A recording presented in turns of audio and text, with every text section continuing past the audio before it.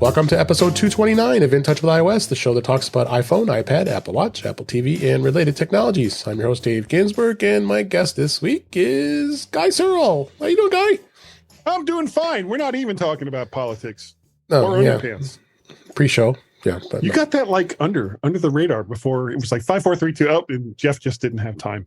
He didn't. Oh, I had time. He always has time. I just have more respect for Dave than Chuck. And that voice is Mr. Jeff Gamet back on the show. How you doing, Jeff? I'm doing all right. And Chuck, if you're watching, I actually do have a lot. We of love you, respect Chuck. for you. But it was too good of a joke to pass up. It was. But there is a good amount of news I found this week to talk about, and beta keeps going on and all kinds of fun stuff with that. I have an experience with the AirPods Pro I'm going to talk about here in a bit, and a few other surprises, but why not? Let's just jump right into the news for this week. This story was just kind of setting for Jeff here, because support for storing your ID in your Apple Wallet has finally expanded to another U.S. state. iPhone and Apple Watch users in Colorado can now store their driver's license or state ID in Apple Wallet application. The feature was first announced by Apple in 2021, ultimately delayed until 2022, but it's been gradually rolling out ever since. And we've talked about this before, and well, it looks like, Jeff, you can put your state ID, your driver's license or any ID you want in the Apple Wallet. I haven't had a chance to set it up yet, but I didn't think so, I am so excited for this because, well, actually, did they announce it that it's actually available now? Because Yes. I thought that's what they said. Okay, They did. the Colorado ID app, which is what we had used before, is one of the most horrible dumpster fires of an app I've ever experienced. I mean, it is garbage. So being able to put my ID into Wallet instead would be great. The crappy thing is, it doesn't matter because there's like, I think 5 jurisdictions in the state that will acknowledge your digital ID. And for everywhere else, you have to use your physical ID. Like if you're dealing with law enforcement, if you go into, say, like a liquor store and show the digital ID, they're supposed to accept that. A lot of them have no idea what it is. They're no clue. But still, the fact that we can do it, that's one step closer to Nerdvana. Nerdvana. Thank you. They're saying here the Colorado Department of Revenue had highlighted the benefits, of course, you being able to use it at TSA checkpoints. Physically handing over your driver's license or state ID is the thing of the past. Your information is presented digitally, and then they have to have an identity reader. So, like you just said, there's going to be places that don't have no clue how to deal with this, especially liquor stores. So, it's slowly getting there. I guess one state, because I think we have. I don't know the exact number. I think it was probably like probably a handful. 3 other states. Is it 3 other states? Right Yeah, now. I thought there was up to 10. But would you do this? No, Arizona, and Maryland. Okay, so it's close. Okay, so Colorado's number 3. Yeah. Okay, so once Virginia has it, are you going to do it, Doug Guy? Yeah, I will. I'm. It almost seems freeing to use a form of identification that other parts of the world will have no idea what to do with. It's kind of like, look, I went through the trouble to put it on my expensive phone. Okay, the least you could do is just accept my word that this is who I am, and not a potentially photoshopped image. Well, I can tell you by traveling experience. I just traveled last week to Las Vegas, and they don't even need to scan your at the TSA checkpoint. They don't even need to scan your boarding pass anymore. All I do is they take your driver's license since I have real ID, and they just stick it into a machine, scan the barcode on my driver's license. Then he goes like this, and I have my mask on. He says, "Can you take your mask down?" I'm like, "Okay, yeah, I did that. All right, hey, that's you. See you later." That's it. They didn't have to scan. The only time you have to scan the boarding pass is when you actually get on the plane. So they changed that too. To show the boarding pass, right? No. But you have to show it? Not at the checkpoint. Not checkpoint, because they already have me in the system knowing I've already got a boarding pass. Oh, okay. So good. There's a computer that knows even more about us. Yeah, well, there's an extra. That's a one less step you have to do, and this is also, of course, TSA pre. So I am not paranoid. Why are you all against me? Right. So, well, it'll be interesting to see how much longer it takes to expand to other states in the United States. But at least, Jeff, once you get it, you'll have to share your experience. And let us know. Yeah, Florida will be last. Good. Yeah, I'm trying to find my my account password for Colorado so I can log back into the app because it randomly just stops working. Of course. I was going to see if I could, if I have to be in the app to get it to do its thing. Yep. We'll find out how it goes. And it's I'm saying trying to that find my Arizona, I think Arizona has it. Connecticut, Georgia, Iowa, Kentucky, Oklahoma, and Utah are the other ones that was like part of the initial. So there's almost 10 states. Next story. Only 3 have it. Yeah. Okay. Only 3. Go. All right. Well, Jeff will get back to us once he gets it set up. Let us know. Maybe. Microsoft is now rolling out iCloud Photos integration with Windows 11 for users. Microsoft last month had announced that it was working with Apple to bring the Apple TV and Apple Music app to the Windows PCs. More than that, the company teased the integration of the native Photos app on Windows 11 with iCloud Photos. Now, this integration is finally being rolled out to Windows users. This was, according to The Verge, update to the Photos app in Windows 11 with iCloud Photos integration now available. You now can get everything up and running, and you must update the app through the Microsoft Store and then install iCloud for Windows. After that, just get your Apple ID, sync with iCloud apps, and I'm you know what? As much as I'm not a huge Windows fan, but I have to support it. I'm glad to see this. I'm glad to see the fact that Apple just continues to expand upon the horizons of outside of their box and not have to be a Mac and not have to be an Apple device in order to work with their services. So, what do you think? I think this is I think it's a good thing. Yeah, I actually use iCloud on Windows when I'm. Yeah, I've used it. Yeah, because you don't have. I can't bring a computer into the building with me, even though I have an iPad. Yeah. So, yeah, it's like, oh, but that's a laptop. It's like, no. So I can't bring in a laptop, but I can have an iPad and a phone. It's like, okay, got it. But the fact that iCloud works with Windows and it goes, it's not just Windows 11, it's also Windows 10 and going back a little bit farther, not necessarily with Photos, but with some of the other services that Apple provides with iCloud.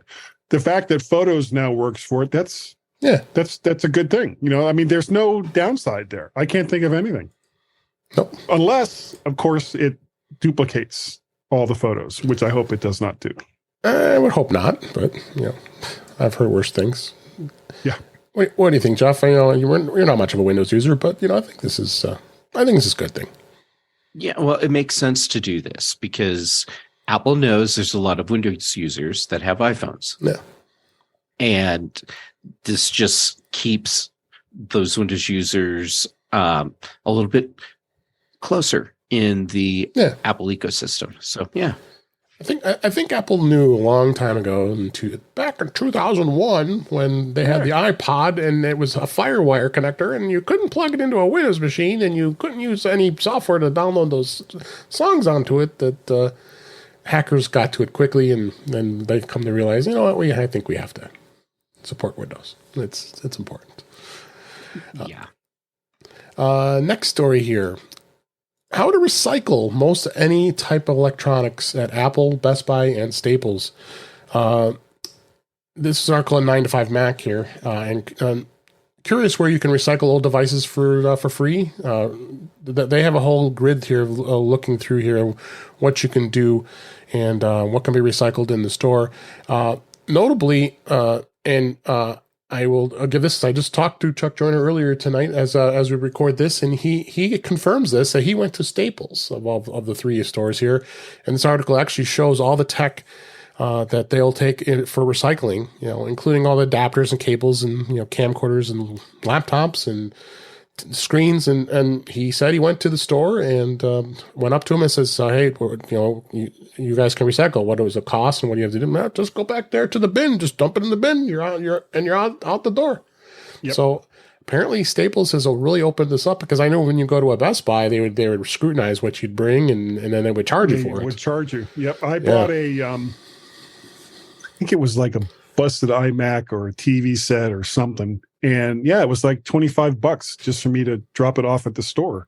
So if Staples and some of the other stores are going to do that for free and accept it and follow through with recycling it and not just put it in a great big bin for, someone to come and just throw in landfill someplace, I'm all for that. And I will, because I don't really go to Best Buy much anymore, but I will go to an office supply store, and if Staples is doing this, then I'll pick Staples over somebody else just for this alone. Oh, I'm pretty stoked about this, actually. And Chuck said he dropped off he has a bunch of really old laptops he dropped off, and a TV screen, and monitors, and they take it all for free, and they'll actually give you a $5 credit for any device that you recycle, and even $2 for if you recycle an ink or toner cartridge.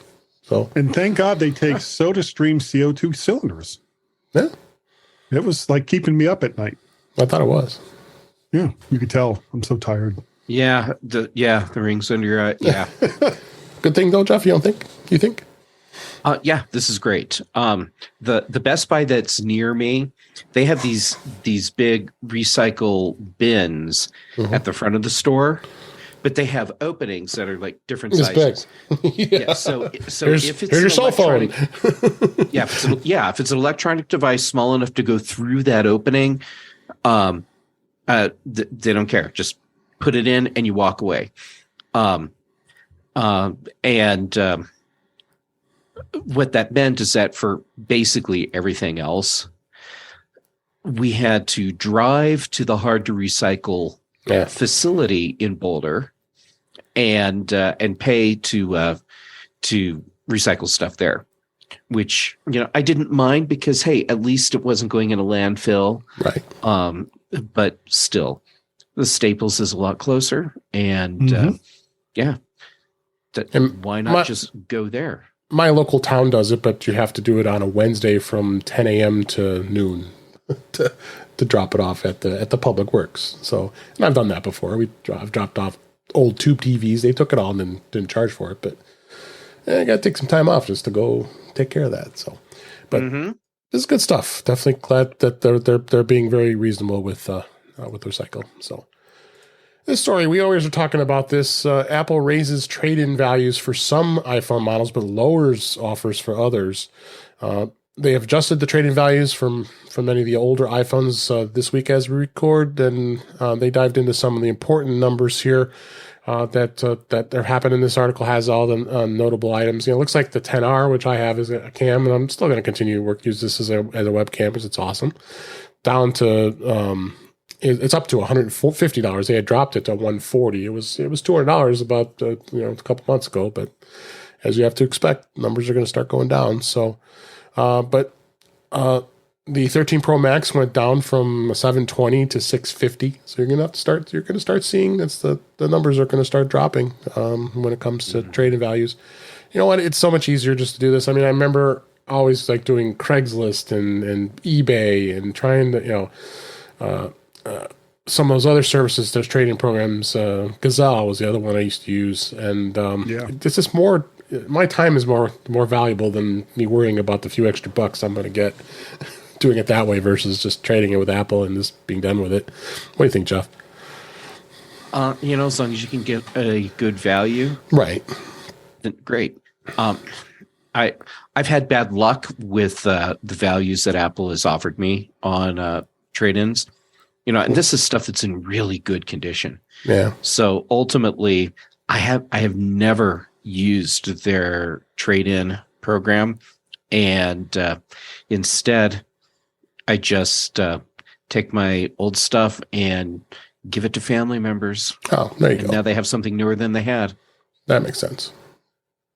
You traded in stuff before, Guy, haven't you? The Apple. Sometimes I have. Usually, I either pass it down to my kids Right.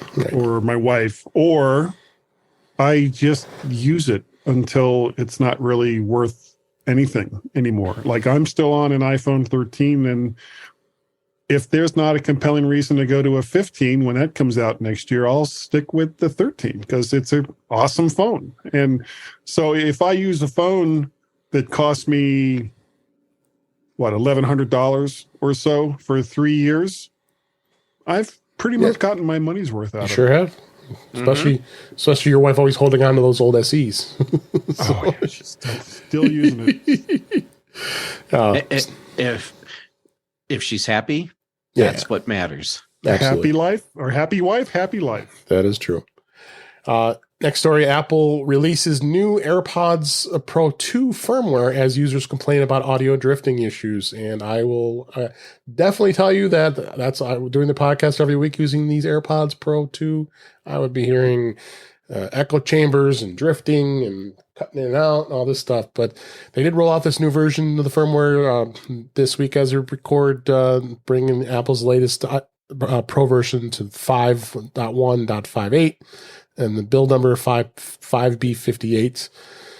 So the update does come, as I said, of people complaining about audio syncing and drifting issues. And it just was one of the most bizarre things. I mean, I've had the previous gen AirPods and never had really that much of a problem with it. It's always interesting to see how do you update them, and you can't because it just happens. So yesterday, I once I saw this, I said, okay, let me connect to my iPhone, and because you have to be connected to an iPhone or an iPad for that matter to sync the firmware, and if it just you look at it and it's still the old version. So then I just let it go, and it must have hit synced at that point. Once I left, I had them in my ears and just was listening to some stuff for a while, and then I checked today, and then they're great. And so it's been lovely. I'm not dealing with all that stuff anymore. So, guy, you still have the old AirPods, right? AirPod Pro ones, the first gen, right?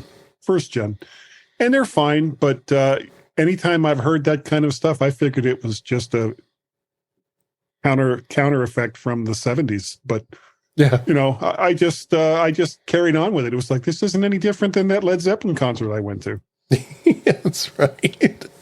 Any thoughts on this, Jeff? I think it is a little bit different from the Led Zeppelin concert, but that's only because your feet aren't sticking to the arena floor. Yeah. That's right. Yeah, it's why won't Apple give us the ability to do to force the software update to happen? It doesn't make sense. But don't you have to do kind of the same thing with the watch, where you have to sync it with the phone to get these updates? No, the phone actually goes out and actually downloads the software once it's and then it'll download it to a point where it's on the phone ready to go, and then you because you have to have it plugged into a power source while you're updating it. So But you do have the ability to go into the right. watch app on the phone and say, check for updates. Right. Here's an update. Tap install and then let it do its thing. Yep, definitely. And I'll be talking about my AirPods Pro 2 experience here in just a minute here when I traveled this past week. Speaking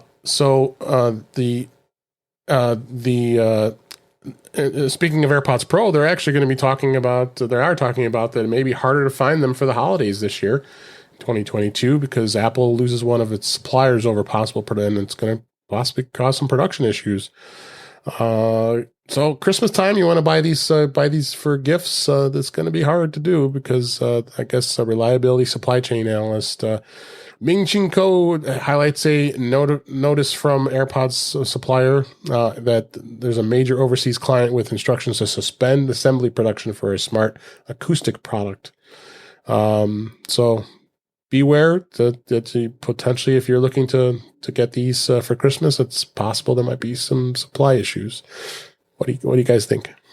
I honestly, why would you have your supplier stop making a popular product just before the holiday season so that you can make AirPod Pro 2s? That's the stupidest thing I've ever heard. I think this is just more along the lines of they can't make them fast enough because they're having probably issues at the factory. But to actually cut production on something like AirPods, which is a pure moneymaker absolutely. for Apple, for a new product that won't be out until probably March or April of next year, I think that's nonsense. Yeah, absolutely. Any thoughts, Jeff? Yeah. Why do people idolize Ming Chi Kuo and his predictions? I mean, yes, he gets some things right. And he gets some things sort of ish right. Like he'll have a nugget of truth in there, but then his interpretation is wrong. And then there's other times where he's just flat out wrong. But the Apple News sites love this guy and report everything he says as gospel. And Guy, you're right. This whole idea that Apple is stopping production on a moneymaker at the time of year when they're going to make a lot of money on this thing is absolutely crazy. That is not happening. Yeah, that's nuts. If there's issues getting a hold of product, it's the same reason there's issues getting a hold of every other product, and it's parts availability. Supply chain issues. Yeah. Supply chain, right. Next story here. This Apple does confirm that the emergency SOS via satellite is launching on the iPhone later this month. It was supposed to be in November as we record this. They confirmed in a press release that the emergency SOS via satellite for iPhone 14 models will be launched in the US and Canada later this month. They still haven't specified a specific date or iOS version required for the feature. I would go under the assumption iOS 16.2 at the very least. Yeah. And as we know, Apple announced that they invested $450 million in its advanced manufacturing fund towards the development of this critical infrastructure for the emergency SOS via satellite. And there's a support document about this as well as the press release, and it's good to hear. I know this is something that we've been waiting for a while here, and want to be able to try it out and see how it, I hope they're going to allow you to at least test it before you go out into the wilderness and use it. I think there was talk of that. What do you think, Kai? Yeah, I think somewhere there's a guy stuck in the mountains going, "It's not working yet."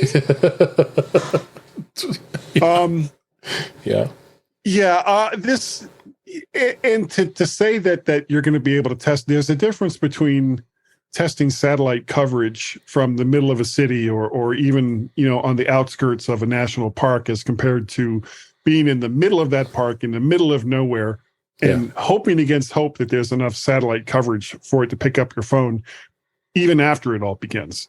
So I think that the best thing that people can do, don't get yourself into a situation where you could die if you can't connect to a satellite with your phone.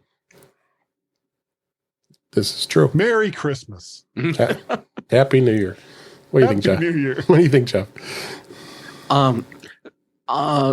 Being able to test ahead of time is great. Hope so. The problem that I see, riffing off what you said, Guy, about what happens when you get to where you're really going to be way out in the middle of nowhere. As long as there's a satellite above the horizon, you're fine.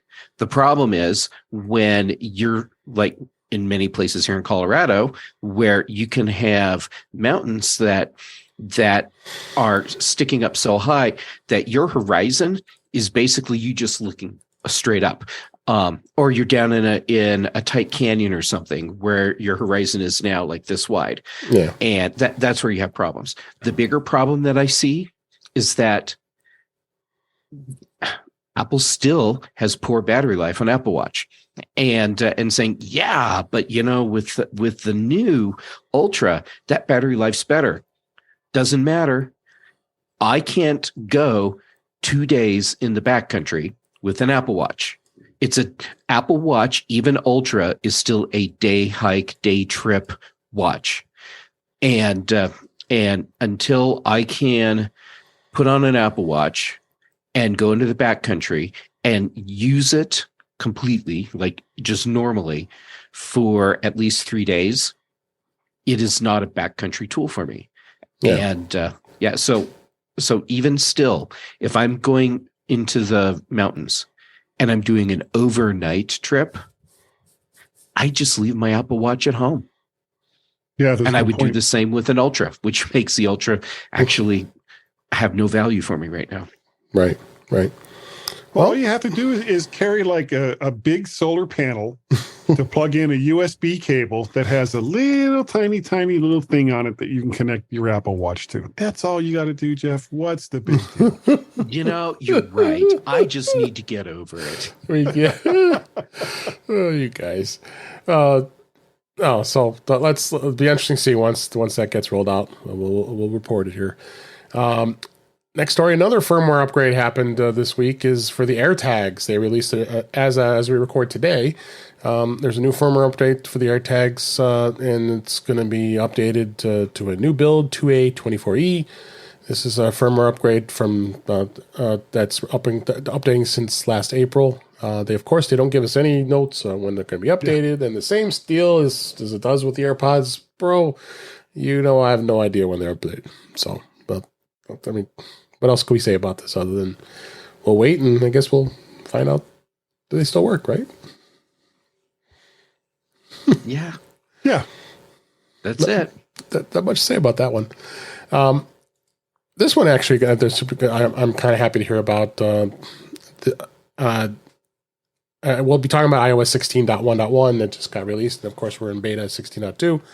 Apple is fighting AirDrop spam with a new iPhone setting to launch widely next year. Normally, when you do the AirDrop, you can set it to receiving off, contacts only, and then you have everyone.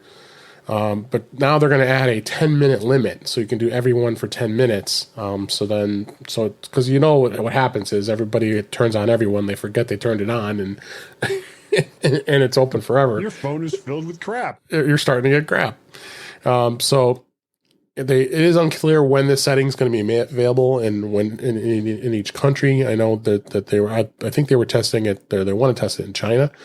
But it's something I think is smart, and this is kind of a political thing here because especially with other countries, in China specifically, that they replaced that everyone option to everyone for 10 minutes. So that's kind of what motivated this decision, and I think it's a smart idea to have it everywhere. I mean, it's why should it be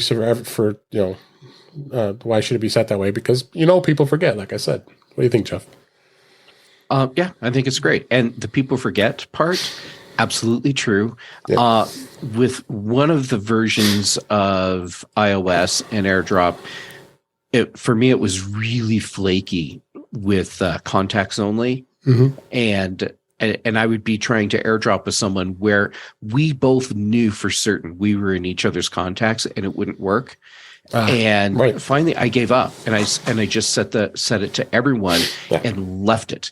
And that's where it's been for me for years now. Yeah. And having it where it can be everyone for 10 minutes would be better. I mean, I haven't had a problem with AirDrop spam, but yeah, I haven't either. Still, everyone for 10 minutes seems a lot better. Yep. What do you think? What do you think, Guy? I've never used it. Okay. My wife is on an older phone, and I have enough trouble just keeping her phone up and running, much less trying to figure out how to AirDrop her stuff. I think that the reasons behind limiting it is kind of flaky, especially since it's kind of kowtowing to China over something like this. But I get why you wouldn't want to have that on all the time. So, for people that use AirDrop, I'm sure it's not going to be that big of a deal. If you basically tell someone, I need to AirDrop you someone, you go into your settings, you turn it on, and then you get your stuff. Right. As long as it works reliably, that's the onry part that really matters. Yeah, I use it all the time. I send stuff to my wife. She sends stuff to me. And it works really well. So, but I'd rather be scared. And two more stories here, real quick. Here we got one of the stories is about some streaming news. Women's athletes are now going to have their own sports network. The Women's Sports Network, which is an ad-supported streaming service, is going to be available through Amazon Freevee, Tubi, and Fubo TV, as well as on smart TVs. The women's sports in general have become relatively popular within the last few years, specifically the WNBA for basketball for the women's league, because in 2021, the Chicago Sky won, and that's a big market and got a lot of interest in women's basketball. And then this year, Las Vegas Aces had won in 2022. So it's going to be a lot easier to be able to watch a lot of these women's sports and focusing on female athletes. You've got ladies golf, you have basketball, and you have a lot of other sports that are going to be available. So this is a great thing to kind of expand sports. A guy, you being a big sports fan, that I think this is something that's really good, and I'd be watching. I was watching when Chicago won, and I think this is great. I'm looking at a list of some of the partnerships that they have. I didn't even know there was a women's football alliance. So football would be soccer. Well, there's already. I thought there already was a women's soccer league. Yeah, there is, and then they have the World Cup for women too. Yeah. So is this something? Is this a new alliance or a new? I'm not sure. I just know it's going to be a network that's for streaming, which is nice. You'd be on your iPhone, your iPad, be able to watch this stuff and be another way of watching sports, and it'll be free because it'll be part of because it's ad supported. Well, that's the way. Honestly, for live sports, that's the way it should be. All right. Here's an example of how screwed up it can sometimes be. The NFL has their NFL Plus thing going on. Right. It's useless. It's completely useless. I agree. got it because I thought it was going to allow me to watch Miami Dolphin games live. Nope. No, you cannot. I can listen to them on my phone. Right. I can listen to them on my iPad and watch replays afterwards. But for $30, it's giving me nothing. And I won't sign up for it again. And if the NFL or any of these sports leagues continue to price people out from watching their games for free through ad-supported networks, then I'm just going to have to stop watching. You have other leagues that are coming up now. The XFL and the USFL are coming up next year. I'll just start watching those instead. Yeah. And the NFL can go jump in a lake, especially the Washington Commanders and Dan Schneider. All right, let's not get down to that rat hole. I know. I'm sorry. That's okay.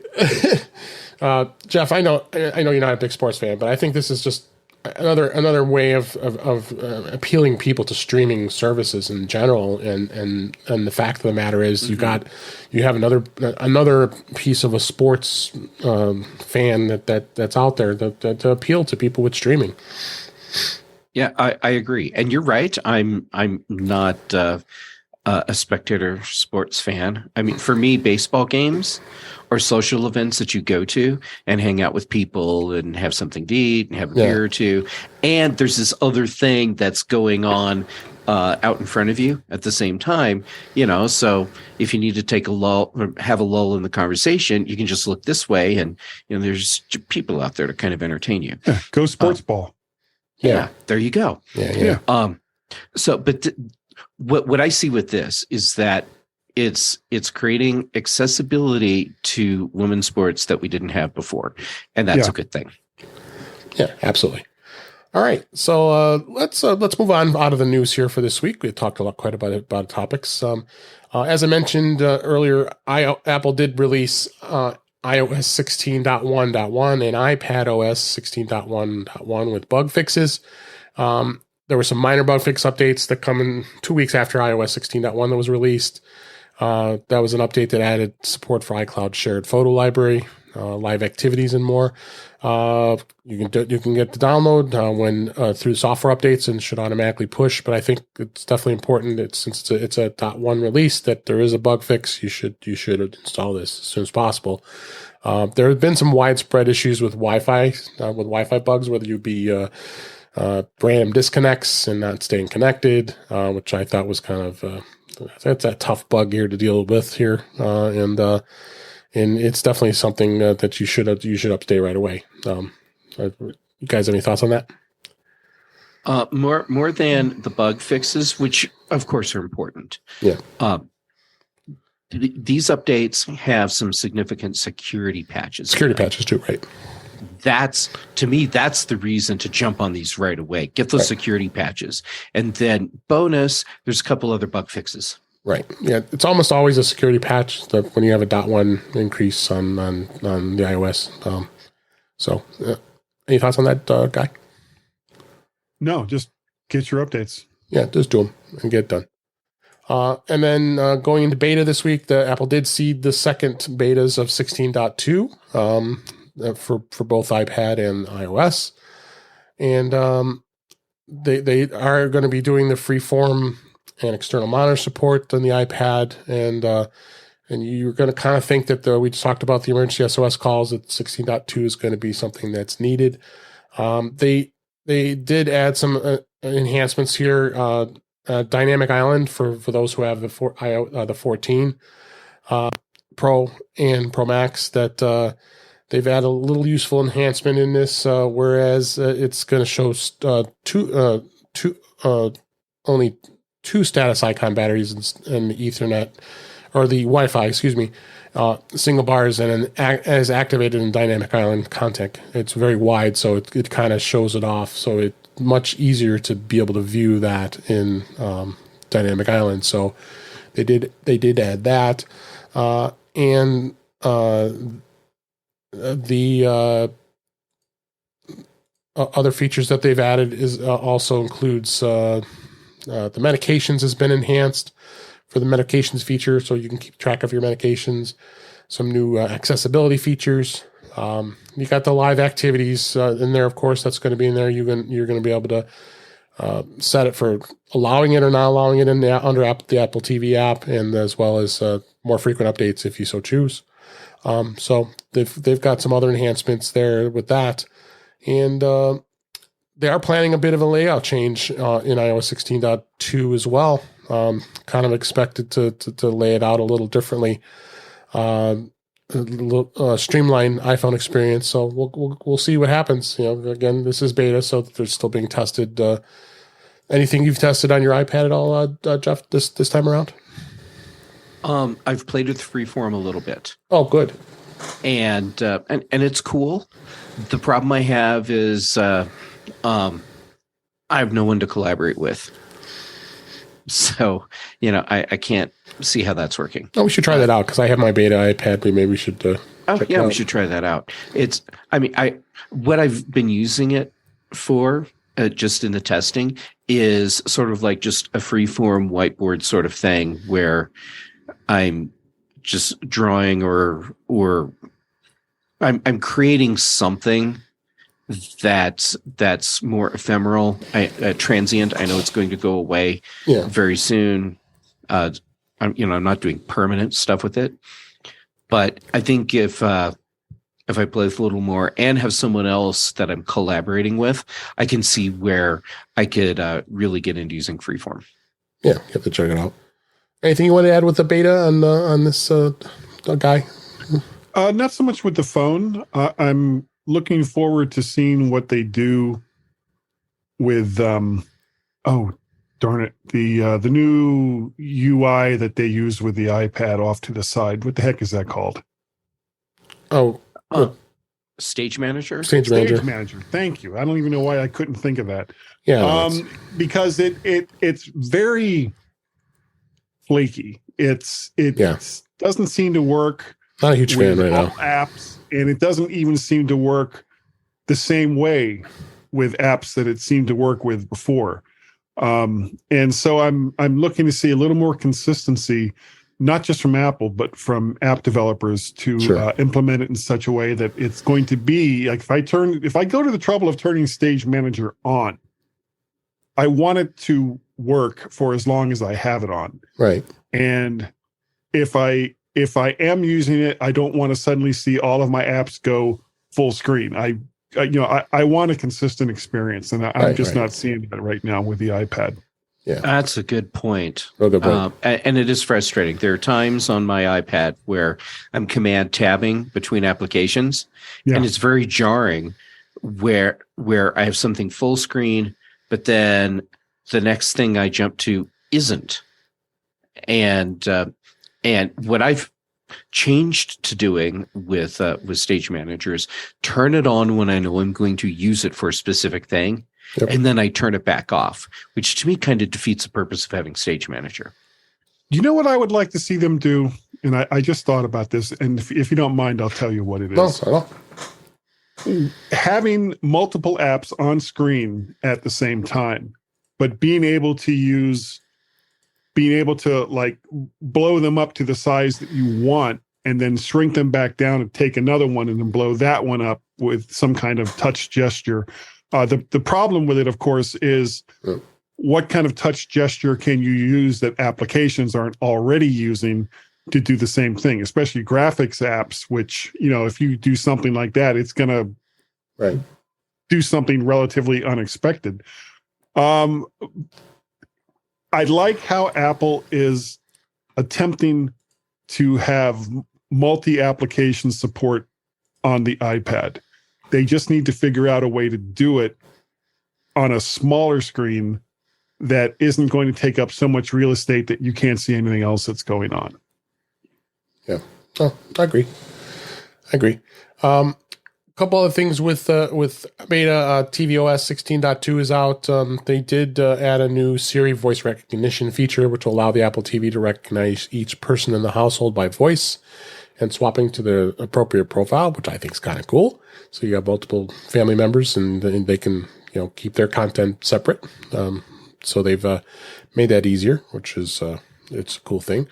Then watchOS 9.2 was also released, and generally there isn't too much going on which watch updates. They really haven't said much when it comes to that. They are introducing a support for a new home app architecture that will allow to be added to, which is going to be added to iOS 16.2 and Mac OS Ventura, but really no other specific features in the watch. So that we'll wait for that to happen here. So. Moving on, next topic here. I wanted to talk a little bit about the AirPods Pro and my experience. What happened when I traveled last weekend. As we record here, I had some fun here. Going visited to Las Vegas this past weekend, hanging out with some friends, and I was looking forward to using my AirPods Pro because I'm always so used to bringing my Bose QC35 headphones, which are big and bulky, and I always had my AirPods with me, and I would put them in. And of course, even though you have the you had the noise canceling turned on, but it wouldn't really cancel out all the air noise from the airplane when you're flying. So I was like, all right, here we go. I'm ready to go here. Let's put this on. I'm going to put the plane's taking off, and I start because I had some videos all downloaded ready to watch and watching some shows. And sure enough, I put them in, and poof, I don't hear a thing. It works perfectly. So it was a complete noise reduction, noise cancellation. I heard what I was listening to. I did not hear any outside noise.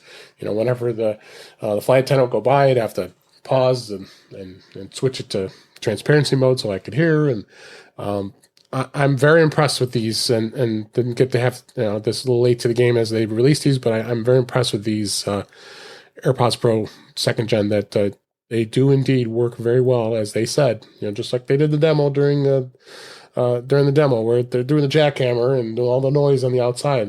It's true, and airplane noise is very very hard to block out, and and I'm very impressed with it. It doesn't work with my 1st gens. It's not a great experience.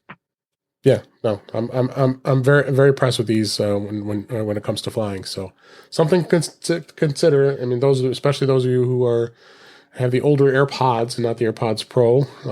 that I think it's something to take a look at here. So definitely something to look at. Anything else you guys want to add on that? I'm going to have to start looking to see if I can find some good deals on AirPod Pro 2 maybes. Yeah. I'm going down to Florida next month, so on a plane. I've seen $10 off sometimes, and some good deals. Okay, let's go ahead and move on. We'll talk a little bit about Apple Watch and the optimized charging that's available in the Apple Watch. Apple Watches that are actually running Watch OS 9 can learn about the charging habits by allowing us to slow battery aging. Similarly, that's a feature found in the iPhone called optimized battery charging. And as we all know, battery health is always a big concern with everybody. It's not something that you always are hearing people complain about the battery life. I've got an issue with it; just always drains. And but what they've done is they've added the optimized battery charging in the Apple Watch as well in OS 9, Watch OS 9. So all you have to do is you go into the Watch app and you go to the optimized charging limit. And this is also in the Apple Watch Ultra, and it does a good job of keeping it drained. Because I found right away of a draining problem when I forgot to put the Apple Watch when I traveled into airplane mode, and sure enough, the battery is down to 8% in a matter of about 15 minutes, because of course trying to connect. But of course I got an outlet right in my seat since I'm flying economy plus, and it's plugged in the charger with the Apple Watch charger, and it's something to be aware of when it comes to that. So check that out in the settings. There is Apple the optimized charging. And Jeff, you got the newer watch. Have you had any battery problems with yours? I have not. And I do have the optimized charging turned on. And actually, what made my battery experience really nice with this watch was turning off always on display. Okay, so you did turn it off. Yeah, I know it's one of the things that is supposed to be really great about newer Apple Watches, but I found that it was too significant of a hit on my battery life. So turn that off, optimize charging on, and I'm having a really good experience. Yeah, and that's in the settings. So, any battery issues with your Apple Watch, Guy? No, it lasts a day and then it dies. So, holds out. So you're not doing any overnight camping with your Apple Watch? I am not. Good. Same. Couple other tips I wanted to talk about here. The hows and whys of the control center. And you guys, I'm sure you both love the control center. I really like it, both on the iPhone and the iPad. And I love the fact of being able to customize it the way you want. The fact of being able to have a lot of these settings right at your fingertips and sometimes you forget. So of course on the iPad at the top right, you just drag down, and that's how you bring in the control center. And there's all kinds of great things in there that you can actually go in there and customize. The way you get to that is if you go into the settings app and then you go under control center, you've got all of the different control settings in there on the iPad. So you can access within the apps, or you can do also turning on show home controls. And I'm sure that's something you like to do, Jeff, especially on the iPhone, right? Yes, I have the home controls showing. So real easy to get to on both the iPhone and the iPad. Yeah. So in the included controls that they have in here, you've got silence mode. So it's very easy to get to the control center and go into silent mode. The Notes app, the flashlight, the screen recording, which is great, being able to record your screen, the camera on the iPad, and of course there's Stage Manager for those of you who have the newer iPads, having the M1, and then you have the 2018 model A series iPads. You'll have that available. Right under the wire. You're right under the wire. Yeah, you just missed right it. Under the wire. So. In reliability engineering, and there, look at that. Siri, I didn't even ask Siri that. But there's some other things in here as well. The Apple TV remote is really an awesome thing to have and be able to get to that on your iPad. And this translates over to the iPhone as well. So you definitely get some good options here. The accessibility shortcuts, you got to have I love having the magnifier on the iPhone especially, but you could do it on the iPad as well. The dark mode switching, some people like to go in dark mode and then go back into light mode and have a quick way of switching back and forth. You've got that option. The music recognition, which are also known as Shazam, that's also available. I don't know if people use it as much with the iPad as they do with the iPhone, because it's pretty big and you're not be holding up here. Yeah. There are people that use the iPad as a camera. So yeah, well, that's why I say you get people like this as I'm showing. Oh, let me take a picture. I do actually, not the camera part, unless I really have to come up with clever ways to get photographs, at my desk. But I do use stuff like Shazam on the iPad because it's the device that's right in front of me. That's true. So, yeah. So some of the things that we look at as iPad features that we can get it through Control Center or whatever, and think, really, why? Sometimes it's because that's just the device that's right in front of you. Yeah, exactly. Yeah. So what do you guys do as far as customizing your controls, Jeff? Do you the ones I just described, and both your iPhone and your iPad for that matter? Most of my customization for Control Center is on my iPhone because that tends to be the device that's with me all the time. And I have some scenes for HomeKit that I have in there. And the reason I set them up in there is because, no secret, the HomePod and Siri in my life, very dysfunctional relationship. Yes, it is. And I can stand in my living room and give my HomePod the same HomeKit command 5 times in a row, and it will acknowledge that it's received a command and then not do it. So most of those sounds like my kids. It's like having a kid. Yeah. But I don't have to pay for college. So anyhow, stuff like that just goes into Control Center. So that when I say it the first time, it doesn't work. I say it the second time, it doesn't work. Swipe on Control Center, tap the button, and it works. Absolutely. Guy, anything you do with the Control Center that's any different? Kind of like with Jeff. Most of my customization is on the phone. The things that I use most often, the flashlight app, which is so basic. Everybody uses that one. Yes, everybody uses that one. The magnifying glass. I love the magnifier. TV app, and something that I didn't think I would use that much is alarms. So timers and all the rest of that. I use that all the time. Because I do a lot of the cooking here at the house, and there'll be times when I'll set everything up to do whatever it is that I want to do in the kitchen, and it's like, okay, I've got 10 to 15 minutes where there is nothing for me to do, so I'll just set a quick timer on my phone and go and do something else until it buzzes or beeps or whatever it's going to do to let me know that my time is up and I should go and prevent the kitchen from being burned down.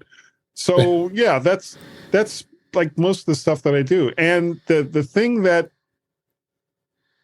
I think is great is that Apple has taken a concept that they've had for a very, very long time, which is widgets, and have turned it around to where, at least for now, I don't want to say, well, it's cool, but it's very, very useful in a way that widgets on the Mac really never was. And the problem with widgets on the Mac is that if you're going to use an application, why do you want to go into another environment to use it? With the phone or your iPad, you'll want to go into a different set of circumstances. Like if you're doing something on your phone and it's like, oh, crap, I've got to do this other thing. Well, if you've got it set up in your Control Center as a widget, you swipe down on the right, you can do that thing. swipe back up, and then you're good to go, and you're back in the app that you started with. Mhm. And that's what these widgets and little mini applications that we have in iOS and iPad OS are really, really useful for. Yeah, no, absolutely, I agree. Mhm. Sorry, didn't mean. Where's that soapbox? I gotta That I'm glad you brought that up. The other I always add all the time is in the accessibility that they allow very easily to add is the text size. Sometimes you want to be able just to tap that, and that's awesome. I mean, I have it set at 120% now, but I can, the default's 100%. If you want to make it really small, you could, but then you go up to 135%, and it's a slide. It's a slide bar, which really makes it super easy to change that. And then about putting that. Yeah, well, they need to make an app called Mr. Magoo, and that's basically all they would do. Oh, Magoo, you've done it again. You've done it again.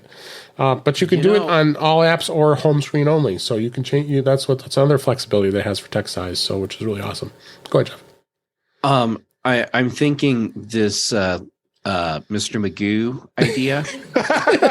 What I'm seeing is a Kickstarter for this, and it's actually a piece of hardware. So it's an iPhone case that has this flip panel, that comes around and is right here, and then you have a Fresnel lens basically that's in front of your screen, sticking out. Yeah. So it magoos your iPhone for you, and when you don't need it anymore, you just flip it around, and now it's on the back of the phone out of the way. This is going to be a great Kickstarter, Guy. We're going to get rich. So much money. We just have to pay off the Jim Backus family, and we are golden. Be good. For people who don't know, he was the one that voiced Mr. Magoo. Yeah, I hope people know. No, but maybe not. You young kids out there.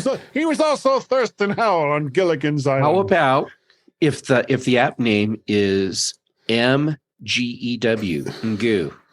Magoo. Yeah, that's usually the spelling.